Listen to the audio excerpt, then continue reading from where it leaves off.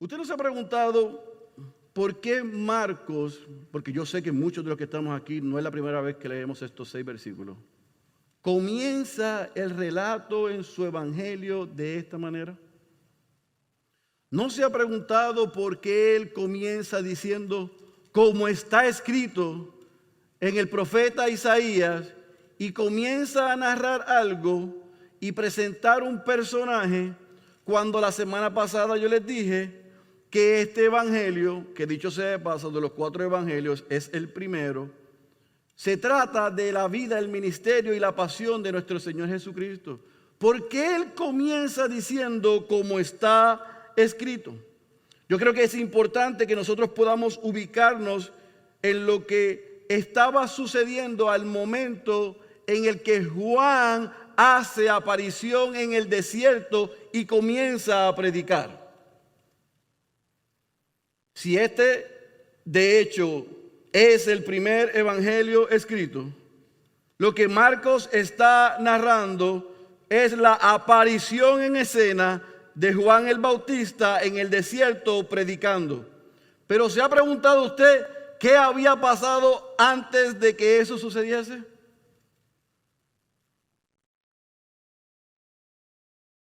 En su Biblia, el último libro del canon del Antiguo Testamento es el libro del profeta Malaquías. Entre lo que Dios dijo en Malaquías capítulo 4, versículos 5 y 6, hasta las palabras que vemos que dice Juan el Bautista como profeta en el desierto, en Marcos capítulo 1, pasaron 400 años. Entre las últimas palabras de Dios a través del profeta Malaquías a que Juan apareciese en el desierto predicando, pasaron 4 siglos.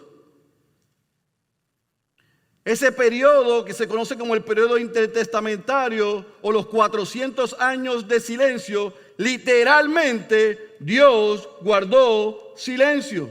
No levantó un profeta para que le hablara a su pueblo de parte de él.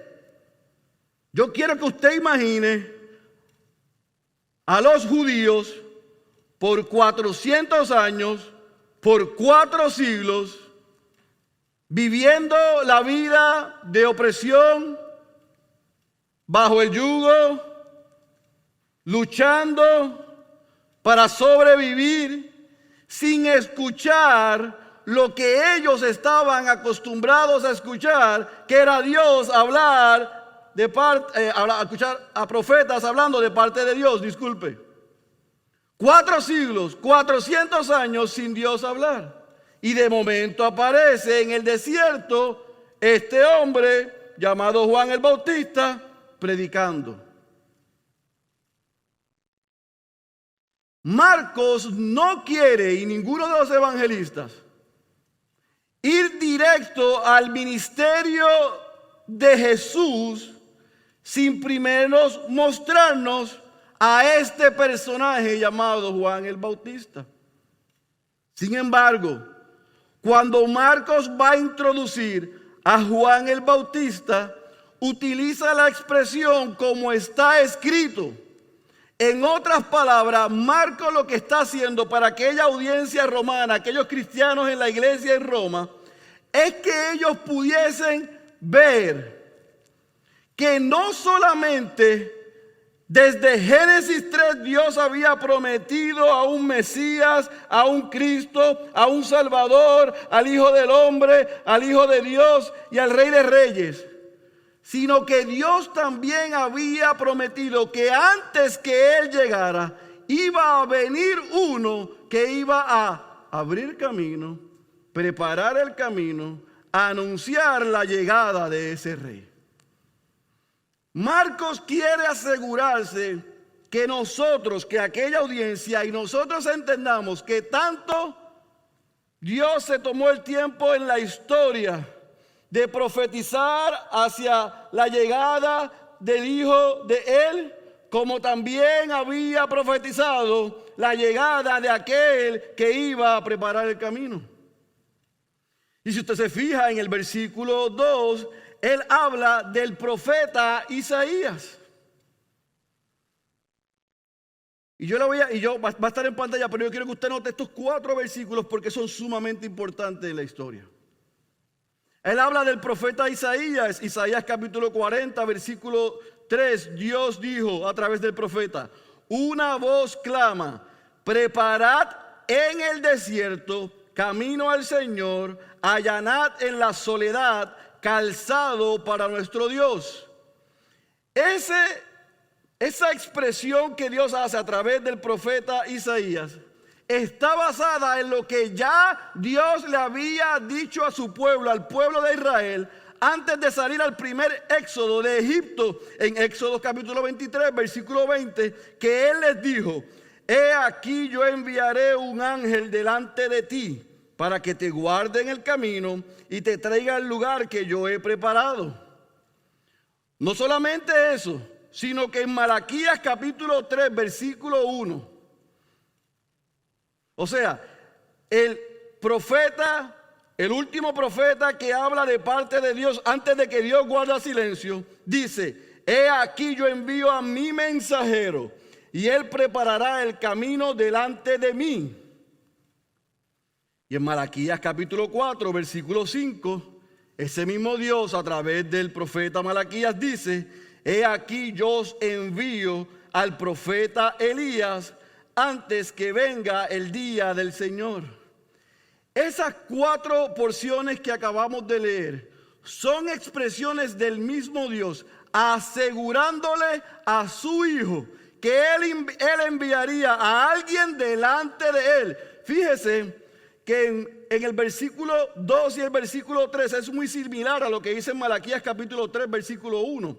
Lo que hace Marcos es que sustituye el mí por ti, para asegurar que Dios había establecido y le había dado garantía a su Hijo: tú vas a ir a cumplir una misión, pero yo enviaré a alguien que te preparará el camino antes que tú llegues. Alguien va a preparar el camino, a allanar las sendas, a anunciar la llegada de ese rey. ¿Está conmigo, iglesia? En otras palabras, en esos 4 versículos, en esas 4 porciones, nosotros podemos ver a un Dios que se comprometió consigo mismo y con su Hijo. Aquí va a enviar un precursor y un mensajero. Un precursor y un mensajero que iba a colocar el cimiento, el fundamento, para que cuando el rey llegara, la gente estuviese avisada.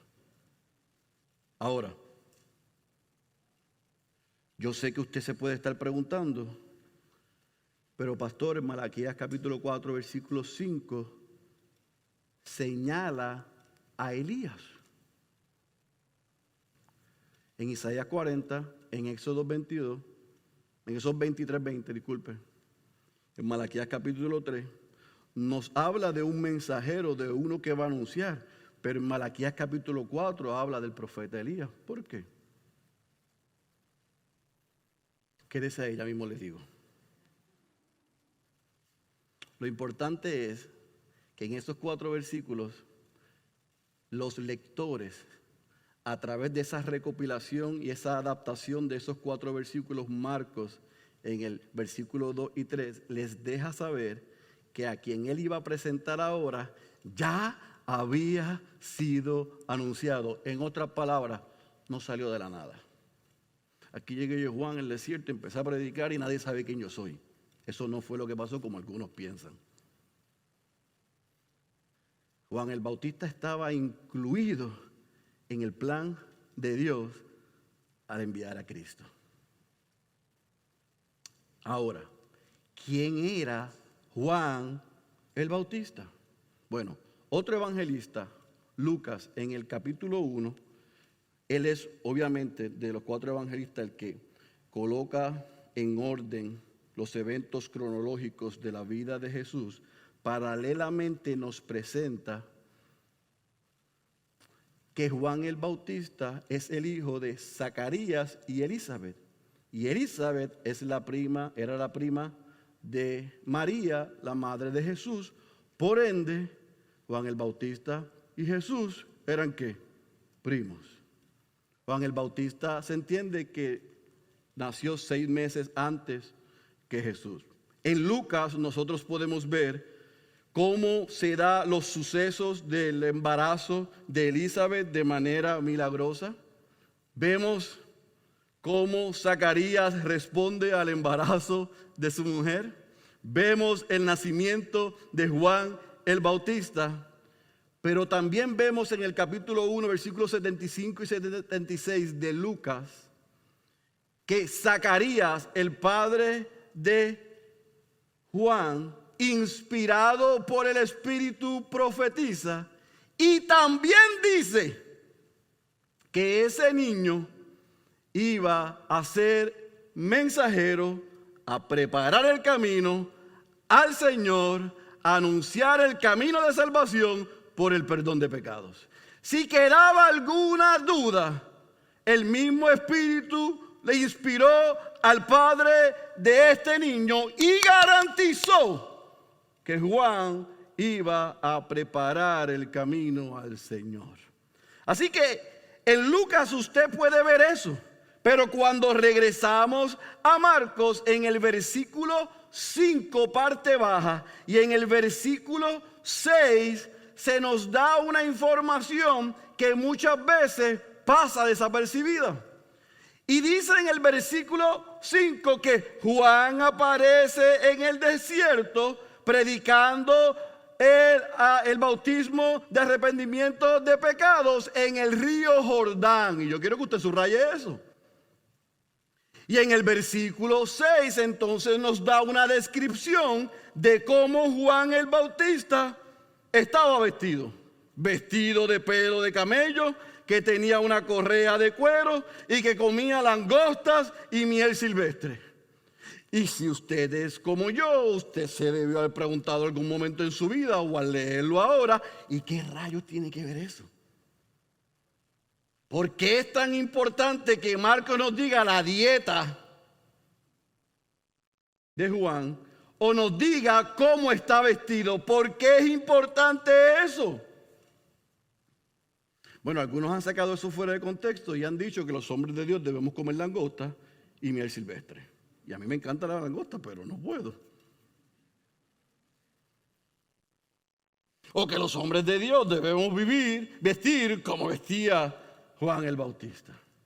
No, es que cuando Marcos nos da esa descripción, lo hace para que la audiencia entonces relacione lo que dijo en Isaías y en Malaquías Dios cuando mencionó en el capítulo 4, versículo 5, ¿a quién? Al profeta Elías.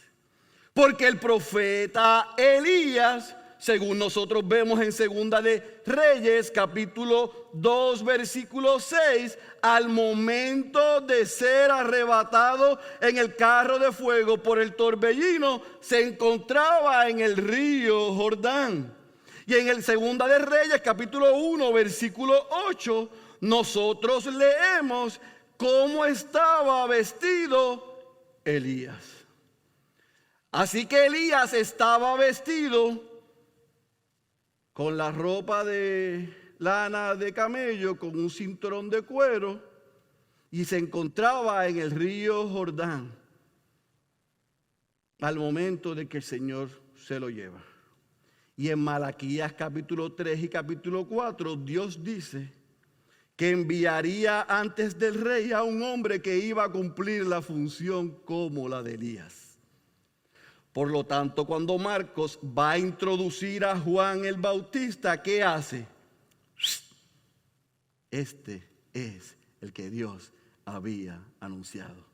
Mira cómo está vestido y mira dónde apareció ante los ojos de aquellos judíos que por 400 años estaban esperando escuchar la voz de Dios. Se aparece este profeta a predicar y a confirmar lo que Dios ya había hecho. ¿Está conmigo? En otras palabras, Juan el Bautista era el mensajero, el precursor anunciado. Ahora me quiero detener ahí, porque Juan el Bautista no era la reencarnación del profeta Elías. ¿Estamos claros?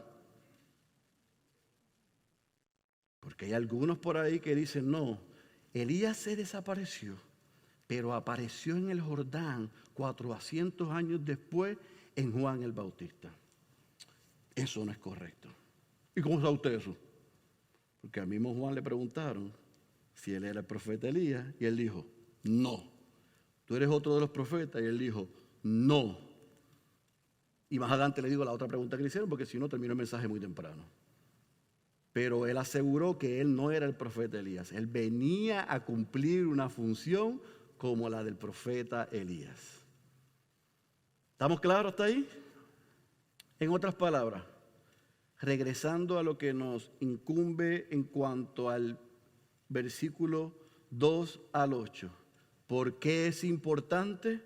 Sumamente importante que Marcos destacara la profecía antes de la aparición del profeta de Juan el Bautista, porque los judíos que conocían bien la ley y los profetas y sabían que Dios hizo silencio por 400 años, al saber que había aparecido un hombre en el Jordán, en el desierto, con esa descripción, con esa forma de vestir, con esa dieta y predicando, dijeron, yo creo que ese es el que viene a anunciar al Mesías.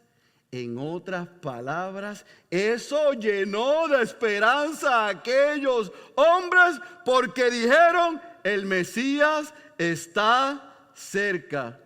4 siglos sin Dios decir nada. Imagínense lo que sucedió. ¿Sí? ¿Lo tenemos? Muy bien. Ahora, hemos visto por qué Marcos nos muestra y nos señala a lo que estaba escrito, por qué Dios señala a Juan el Bautista como el Elías, como el mensajero y el precursor. Pero ahora vamos a ver el mensaje y el efecto de lo que enseñó Juan el Bautista. Pero yo quiero que antes de que entremos ahí, usted entienda que en el contexto histórico, la figura de Juan el Bautista anunciando y preparando el camino a lo que va a enseñar ahora, se presentó de esta manera, era porque la audiencia se podía relacionar a que cuando un rey salía del palacio e iba a otra ciudad, se enviaba a uno que fuese y allanara el camino. Si se encontraba hoyos en el camino, los tapaba. Preparaba el camino para que cuando el rey llegara no encontrase dificultad. No solamente le preparaba y se aseguraba que el camino estuviese bien, sino que anunciaba que el rey iba a visitar esa ciudad. Así que ese hombre que fue anunciado desde Isaías, desde Malaquías, cumplía una labor que tanto los judíos, pero también los romanos podían entender. Ellos no estaban muy seguros cómo ese Mesías, cómo ese Cristo y ese rey iba a gobernar. Porque nosotros sabemos que muchos de ellos pensaron que él iba a gobernar en el aquí y en el ahora militar, destrozar a los romanos y establecer un reino en el aquí y en el ahora. Eso fue desafortunadamente lo que ellos creían. Pero ellos estaban seguros que ese precursor, Juan el Bautista, hacía una labor que ellos entendían. Así que cuando Juan el Bautista aparece como precursor y mensajero, Juan el Bautista comienza a predicar. Y en el versículo 4, versículo 7 y versículo 8, yo he resumido lo que fue el mensaje de Juan el Bautista como profeta. Número 1, arrepiéntanse y bautícense. Número 2, el Mesías prometido viene. Y número 3, ese que viene tras de mí es más poderoso, más fuerte y mejor que yo y no tiene comparación.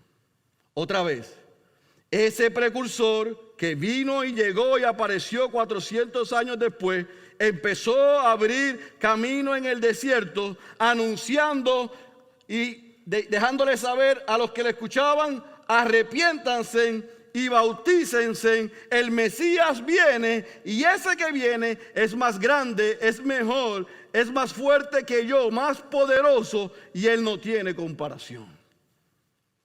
Ahora es muy interesante porque nosotros vemos en el versículo 4 que él predicaba el bautismo para arrepentimiento de pecados.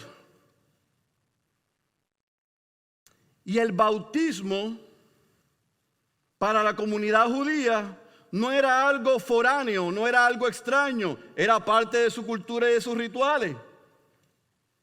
Cuando un gentil, o sea, cuando un no judío se quería unir a la comunidad judía y declarar a Dios como el único verdadero, a Yahweh, una de las 3 cosas que ellos tenían que hacer era hacer una purificación, una inmersión en agua.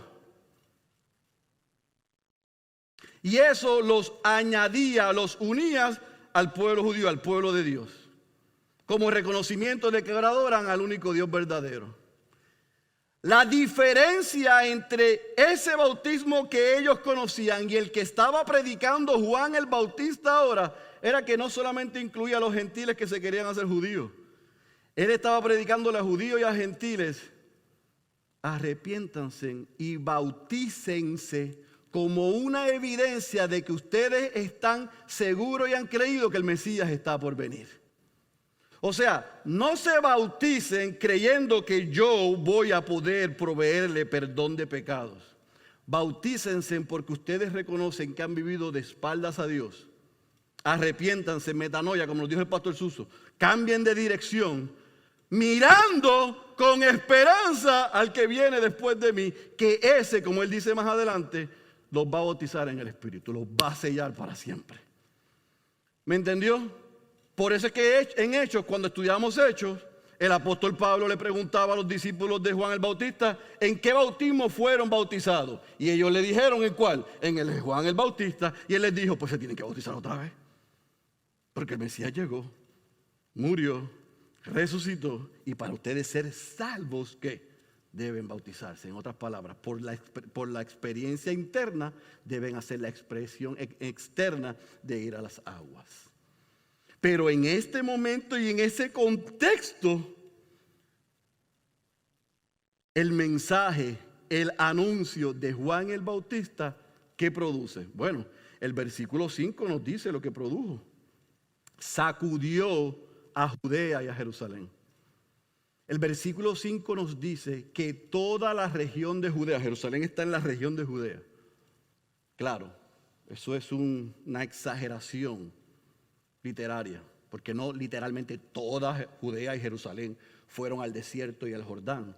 Pero lo que quiere decir es que una gran mayoría, al escuchar que Juan el Bautista estaba en el Jordán predicando y bautizando, fueron sacudidos. Y no solamente eso, el versículo 5 dice que ellos confesaron sus pecados. No solamente se confesaron sus pecados, sino que fueron bautizados con la esperanza en ese Mesías, en ese Cristo, en ese Rey que iba a venir. El mensajero vino, cumplió con su responsabilidad, y lo que Dios había prometido desde el Antiguo Testamento a través del profeta Isaías y a través del profeta Malaquías se estaba cumpliendo. Entonces, ¿sabe qué? La mesa está servida. ¿Y sabe lo que sucede? Tiene que venir el próximo domingo para que nosotros le contemos lo que sucede. Porque la mesa está servida, el anuncio está hecho, el camino está allanado para la llegada del Rey. Y ahí los voy a dejar, porque creo que si me adelanto un versículo más, lo daño. Pero ahí nos dejó Marcos, el mensajero y el precursor. Llegó después de 400 años, llamó al arrepentimiento y a juicio como el profeta Elías, apuntó a uno que era mayor que él, mejor que él, y que bautizaría de una manera que él era incapaz, e invitó a la gente a poner sus ojos en él. En otras palabras, yo lo que quiero en esta mañana es que ustedes entiendan que Juan el Bautista cumplió con la encomienda que Dios le había dado. Fue fiel a su llamado y como mensajero apuntó a uno que venía a hacer lo que él no era capaz de hacer. Y en eso nosotros vemos la humildad de Juan. Juan era incapaz de perdonar pecados y de llenar a la gente con el Espíritu Santo. Pero el que iba a venir era capaz de hacer mucho más de lo que él fue capaz de hacer. En otras palabras, para aplicarlo a nosotros, Juan el Bautista, escuche bien, tenía contentamiento con lo que Dios le mandó a hacer. Él no aspiró a hacer más allá de lo que Dios le mandó a hacer. ¿Y cómo usted sabe eso, pastor? Le voy a decir en breve. Así que probablemente en la pasada 40 minutos, muchos de ustedes se pueden estar preguntando, tremenda historia. ¿Sabe qué? Me ha aclarado dudas. Yo ni sabía que Juan Bautista era el primo de Jesús. Yo tampoco sabía que cuando él apareció en el desierto, Dios había anunciado eso. Tremendo. Gracias por esos datos históricos.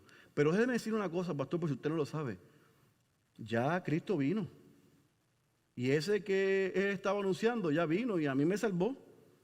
Y yo me bauticé en las aguas como evidencia de salvación.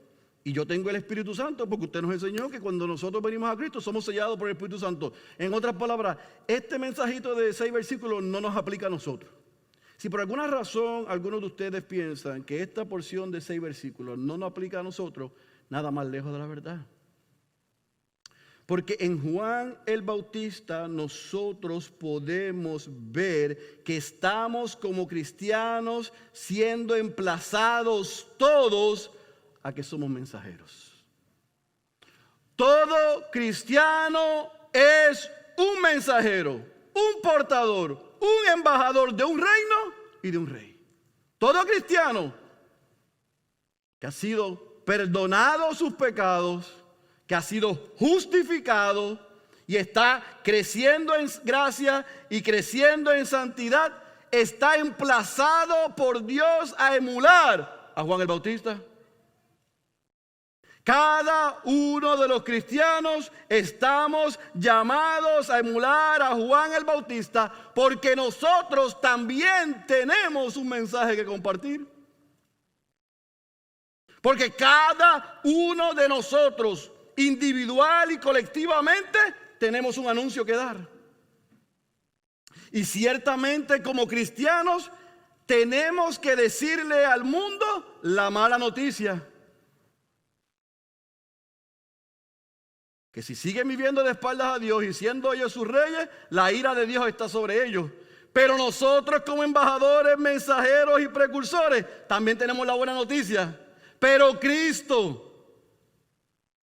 vino y vivió la vida que tú no has podido vivir, recibió la muerte que tú merecías. El Padre lo resucitó de entre los muertos y si tú te arrepientes de tus pecados, recibirás perdón, salvación y vida eterna. Eso no es un trabajo de los pastores. Eso es un trabajo de todo miembro de la Iglesia Bautista Ciudad de Dios. Todos somos mensajeros. Estemos de acuerdo, no estemos de acuerdo, no sepamos mucho, sepamos poco, seamos extrovertidos o seamos introvertidos. Ese no es el asunto. El asunto es que si hemos sido salvados, hemos sido salvados para compartir las buenas nuevas de salvación, para que Dios salve a otros. Como yo le decía a mi niña cuando era chiquita, punto y se acabó. No es una coma, es un punto. Somos mensajeros. Todos somos mensajeros. Nosotros somos embajadores de un rey. Que ese rey no solamente perdona pecados, sino que también provee salvación, esperanza y vida eterna. Por eso es que yo tuve que batallar con este mensaje. Me acosté a las 4 de la mañana. Porque yo había predicado varias veces, creo que hasta en la ordenación pastoral de los reversados, yo prediqué y apunté a Juan el Bautista. Pero por alguna razón yo tuve que pelear con el texto y tuve que pelear con Félix Cabrera en recordar que como pastores nosotros tenemos que emplazarlos, aunque a ustedes no les guste, a vivir de la manera que empezamos a vivir ayer. Aunque nos pongan cara, aunque nos asuman actitudes, aunque corran de nosotros, el trabajo del pastor Suso y de este servidor y del pastor Marcos cuando salga a Paraguay es recordarle a los santos que todos somos mensajeros. En nuestro hogar, en nuestra familia, en nuestro lugar de estudio, en nuestro trabajo, pero también en nuestra comunidad. Ayer, lo más impresionante que colectivamente nosotros sacamos fue escuchar a cada uno de ustedes que abrió su boca el decir, wow, ahí hay mucha necesidad. Ahí hay gente con pensamientos suicidas. Ahí hay gente agnóstico. Ahí hay gente solas y tristes y desamparados. Y usted y yo tenemos la mejor noticia. ¿Qué vamos a hacer? ¿Quedarnos con ella?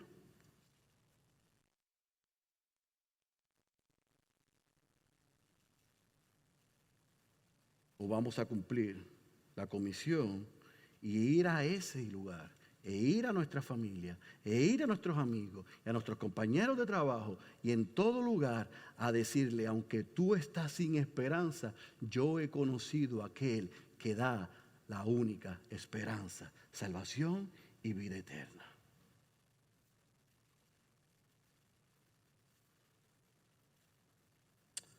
¿Y sabe qué? Usted y yo estamos en una mejor posición que Juan el Bautista. ¿Usted sabe por qué? Porque Juan el Bautista se paró en el desierto a anunciar a uno que iba a venir. Nosotros anunciamos a uno que vino, vivió, murió, resucitó y está sentado a la diestra del Padre esperando la señal para regresar a reinar de este lado por la eternidad. Mire, nosotros somos incapaces de poder entender la mente de Dios, pero en su gracia, mire lo que Dios hizo. Antes de enviar a Cristo, anunció la llegada de un mensajero para que preparara y anunciara la llegada del rey. Cuando ese rey vino, cuando Dios se hizo hombre, vivió, murió y resucitó. Antes de ascender al Padre, le dijo a sus discípulos, incluyéndolo a usted y a mí, vayan y sean testigos y sean mensajeros de que yo viví, morí, resucité y vengo otra vez. A unos les dio un mensaje antes que viniera, a otros nos dio el mensaje anunciando su regreso. La pregunta es, ¿vamos a compartir el mensaje? La segunda pregunta es, ¿cómo no vamos a anunciar las virtudes de aquel que nos llamó de las tinieblas a su luz admirable? ¿Cómo no? ¿Hay algo más importante que eso? ¿Hay algún trabajo? ¿Hay algún anhelo? ¿Hay algún sueño? ¿Hay alguna meta más importante que anunciar las buenas nuevas de salvación? Por eso es que yo quiero terminar, no solamente con que tú y yo somos mensajeros, porque Juan el Bautista entendió eso, sino que también tú y yo entendamos, mientras compartimos el mensaje, que usted y yo no somos el Cristo. Somos mensajeros, pero no somos el Cristo. Lo voy a volver a repetir. Somos mensajeros, pero no somos el Cristo. El versículo 7 y el versículo 8 de Marcos capítulo 1, el profeta, el Juan el Bautista, se ubica a sí mismo y ubica a la gente. Y en eso muestra una gran humildad. Él dice, hay uno que viene detrás de mí que está en otro nivel. En otras palabras, no pongan sus ojos en mí. ¿Saben por qué? Porque yo soy incapaz de inclinarme y desatar su calzado. Y yo sé que usted ha dicho, hasta en la escuela dominical le enseñaron eso y se lo aprendió de memoria. Pero yo sé que no sabe lo que significa eso.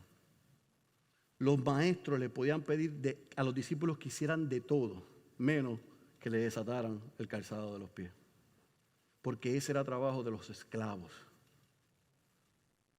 Juan el Bautista está diciendo, a su alma, a su mente, le está diciendo a su espíritu, recordándose, cuidado, corrieron de Jerusalén, se están volviendo locos de Judea, pero tú no eres el Cristo. Tú ni siquiera eres capaz de hacer el trabajo que hacen los esclavos y ubícalos a ellos. ¿Qué clase de hombre? Yo no soy el Cristo. Él dijo, yo predico, pero hay uno que va a predicar mejor y que es mayor que yo. Yo bautizo, pero hay uno que va a bautizar en el Espíritu del cual yo no soy capaz. Yo anuncio, pero yo no puedo perdonar los pecados. En el Evangelio según Juan, mi gente, usted puede ver el suceso en el capítulo 3, donde en el capítulo 1 y en el capítulo 3, en el capítulo 1 vienen mientras él está predicando y bautizando a los fariseos, los saduceos y todos los feos. Después de 400 años de no escuchar nada, se le acercan y le dicen, oye, tú eres el profeta Elías, ¿verdad? Y dice, no, yo no soy. Entonces tú eres el profeta fulano. No, entonces tú eres el Cristo. Y él le dice, no, yo no soy el Cristo. Y entonces hace la expresión, yo no soy el Cristo. Hay uno que va a venir. Ese es el Cristo. Y yo no soy capaz de compararme con él.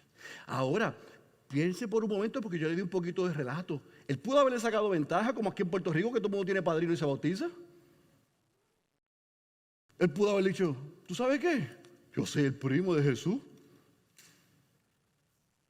Yo soy el primo de Jesús. Usted no sabía, déjame contarte la historia. Y también nací milagrosamente. Y a mi papá también le dieron una profecía. Él se pudo haber aprovechado de su relación con Jesús. Él se pudo haber aprovechado de su historia. Él se pudo haber aprovechado de que fue escogido para ser un mensajero. Pero él dijo, no, yo no soy ni siquiera un profeta como ustedes creen. ¿Cómo me van a comparar con el Cristo? Estoy cerca, pudo haber dicho, estoy muy cerca. Necesita un favorcito, un milagro. ¿Sabe? El papá se quitó por la mesa y yo le digo, una cita divina con él. No. Él dijo, mi trabajo es anunciarlo. Mi trabajo es llamarlos a ustedes a arrepentimiento. Mi trabajo no es que ustedes me miren a mí. Mi trabajo es que ustedes lo miren a él. Mi trabajo no es que depositen su confianza en mí. Mi trabajo es que ustedes puedan escuchar lo que yo digo, porque sus ojos y mis ojos deben estar en él. ¿Qué clase de hombre? Igualito que los pastores hoy día. En Juan capítulo 3, versículo 30, él dijo, para ubicarse todavía en una mejor posición y ubicar a aquellos que estaban rompiéndose la cabeza con quién era, es necesario que él crezca y que yo disminuya. Por eso es que Jesús dijo, dando testimonio de Juan el Bautista, en Lucas capítulo 7, versículo 28, que no había un hombre nacido de mujer mayor que Juan el Bautista. Tuvo la oportunidad de robarle la gloria al Dios encarnado. Y él dijo, yo no soy el Cristo. Yo soy solamente un mendigo diciéndole a otro mendigo dónde está la comida. Yo no soy el chef, yo soy el mesero. Quiera Dios que cada uno de los miembros de la Iglesia Bautista Ciudad de Dios, quiera Dios que cada cristiano aquí presente salga de esta tarde ya, de aquí, entendiendo cuál es tu responsabilidad, entendiendo cuál es tu rol, entendiendo a lo que Dios nos ha llamado. No somos el Cristo, pero apuntamos a Él. Todos somos mensajeros. En otras palabras, hashtag, nadie en esta iglesia es noble. Aquí todos no vamos a ser espectadores. Todos en esta iglesia vamos a tener las manos en el arado, dando por gracia lo que por gracia hemos recibido. El que se quiera o se atreva a tratar de robarle la gloria a Dios va a ser fácilmente detectado en esta iglesia, porque aquí nosotros decimos, no a nosotros, sino a su nombre sea dada la gloria. El que tenga oídos para oír, yo ruego que haya escuchado la voz de Dios. Cierre sus ojos, por favor. Padre, gracias por el grato privilegio que tú me concedes de haber luchado tanto con este texto en esta madrugada. Fue un privilegio estar a solas contigo, con tu libro, y siendo ministrado por tu Espíritu a través de la lectura de todos estos versículos, y poder recordar que el pastor Suso, el pastor Marco, el pastor Félix, no somos el Cristo. Somos mensajeros y estamos emplazados a apuntar al Rey de Reyes, al Señor de Señores, al Salvador del mundo. Pero no solamente eso, estamos emplazados y es nuestra responsabilidad anunciar y enseñar y proclamar tu evangelio para que nuestra iglesia y cada miembro de esta iglesia también sea un mensajero. Ayúdanos a vivir de esa manera, que entendamos que lo que recibimos por gracia, estamos obligados a darlo por gracia. Que la misma gracia que nos alcanzó, nosotros debemos desear que alcance a otros. Pero si en esta mañana hay alguno que está viviendo como vivió mucho de ese pueblo y muchos gentiles por 400 años antes que tú levantaras a Juan el Bautista, de espaldas a ti, siendo sus dueños, siendo sus señores, siendo sus reyes. O te rogamos, Señor, que si así te ha placido, tú le hayas quitado la venda de sus ojos y le hayas dado un corazón nuevo, y que si ahí en su silla está ardiendo su ser por el peso de su pecado, puedan saber la buena noticia y reconocer que Cristo vino y vivió, murió por ellos y resucitó, para que si ellos hoy se arrepienten de sus pecados, confiesan a Cristo como Señor y Salvador, no solamente serán salvos, no solamente se recibirán perdón de pecados, sino que también recibirán la vida eterna y serán parte de una familia que seguirá anunciando las virtudes de aquel que nos llamó de las tinieblas a tu luz admirable. Úsanos como iglesia, y que lo que experimentamos ayer en Puerto Nuevo sea el inicio de un avivamiento en nuestras vidas y como iglesia. una iglesia que arde por ir y predicar tu evangelio. Para tu gloria y tu honra, en el nombre poderoso de Jesús. Amén, amén, amén. Amén, amén, amén. Amén, amén, amén. Amén.